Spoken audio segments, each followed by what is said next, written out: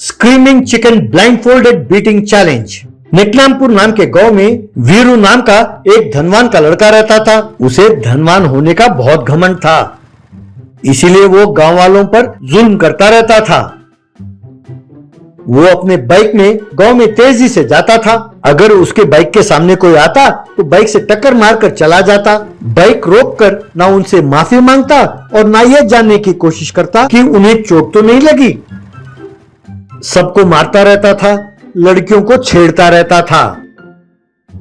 उसी गांव में 4 दोस्त थे।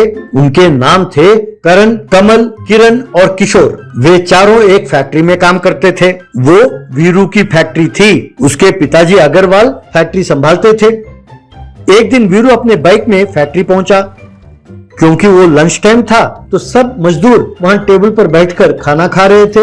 वीरू ने जानबूझकर उस टेबल के ऊपर से अपने बाइक को छलांग मार के ले जाने लगा। इस हड़बड़ी में खाने वालों का प्लेट एकदम बिखर गए और सब मजदूर सहम गए।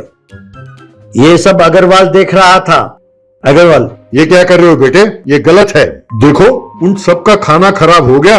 जाओ बेटे, उनसे माफी मांगो। तब वीरू, क्या बात कर रहे हैं पिताजी? मैं उनसे माफी क्यों मांगू? भाई उनके टेबल के ऊपर से उछलकर मैं नहीं, मेरी बाइक गई है। मेरे बाइक को माफी मांगना चाहिए। सुनो बाइक, तुम उन सबसे माफी मांगो। कहकर अपने कान को बाइक के साथ लगाया, मानो वो बाइक की बातें सुन रहा हो। और फिर, क्या तुम सॉरी कह रहे हो? ठीक है ठीक है। हाँ भाइयों, मेरी बाइक आप सबसे माफी मांगती है। अब आप लोग जा सकते हैं। ऐसा कहा उसने मजदूरों से। ये बात सुनकर मजदूरों को बहुत गुस्सा आया। वीरू बाय बाय कहकर अकड़ के साथ बाइक में चला गया। कमल और उसके दोस्तों ने तय किया कि किसी तरह इसे सबक सिखाना होगा। फिर सबने मिलकर प्लान बनाया कि उसे कैसे सबक सिखाना चाहिए। एक दिन वीरू बाइक में आ रहा था, तब इन चारों ने मिलकर उसे रोका। कमल ने पहले वीरू को देखा, फिर अपने दोस्तों को देखकर, नहीं यार नहीं, वीरू भैया ये सब काम नहीं कर सकते, ये ठीक नहीं रहेगा। किरण, हाँ यार वीरू भैया इसके लिए बिल्कुल ठीक नहीं है। भैया, वीरू भैया आप जाओ, ऐसा कहा। ये सुनकर वीरू को गुस्सा आया। तुम लोगों ने मुझे रोका क्यों और किस बात पे काम नहीं आऊंगा मैं, बताओ। तब किशोर, वीरू भैया कह तो दिया आप इसके लिए ठीक नहीं हो, आप रहने दो, हम किसी और को ढूंढ लेंगे। तब करण, हाँ भाई साहब आप ठीक नहीं है इसके लिए, आप जाइए, हमारी बात सुनिए। तब वीरू गुस्से से बाइक से नीचे उतरा और कहने लगा, सुनो चुपचाप बता दो क्या बात है, वरना मैं तुम सबको छोड़ूंगा नहीं। बताओ क्या बात है। तब कमल, ठीक है वीरू भैया, आप इतनी जिद कर रहे हो तो हम आपको बता देते हैं। ये एकदम नया चैलेंज गेम है। इस गेम का नाम है screaming chicken blindfold beating challenge. इस गेम को खेलने के लिए 5 लोगों की जरूरत पड़ती है, लेकिन हम ठहरे 4, एक आदमी की कमी थी, इसीलिए हमने सोचा आपसे पूछते हैं। पर फिर हमने सोचा कि कहीं आप बुरा ना मान जाएं, इसीलिए हम रुक गए।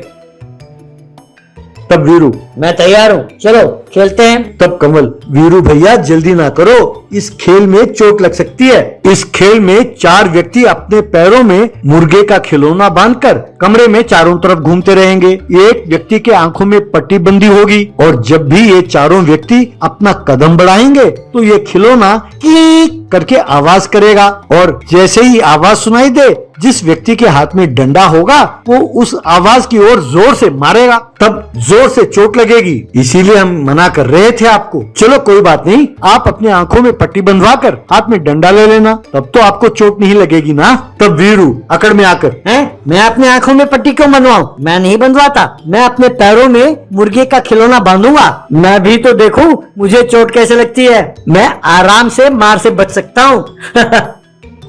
तब किरण, इतना ही नहीं भैया, इस खेल में जो सबसे ज्यादा चोट खाएगा वो हार गया समझो। अगर आप हार गए तो आपको वादा करना होगा कि अब सबके साथ अच्छा व्यवहार करेंगे।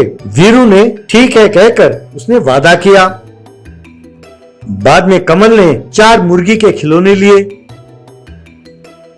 3 खिलौनों में से उसने आवाज वाली सीटी को निकाल दिया। सिर्फ केवल एक खिलौने की सीटी बचती थी। जिस कमरे में ये मुकाबला हो रहा था, कमल ने वीरू को वो खिलौना वहां पर दिया। चारों ने अपने पैरों में वो खिलौने बांध लिए।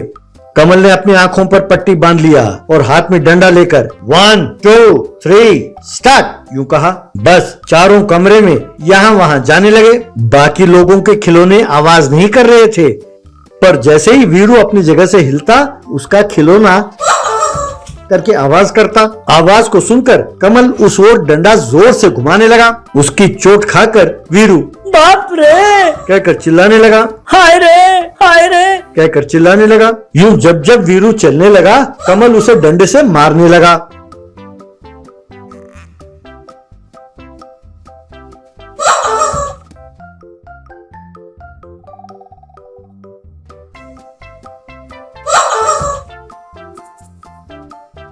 वो मार सह नहीं पाया और वीरू चिल्लाने लगा, बाप रे, बस मुझसे और नहीं होगा, मैं हार गया, मैं हार गया।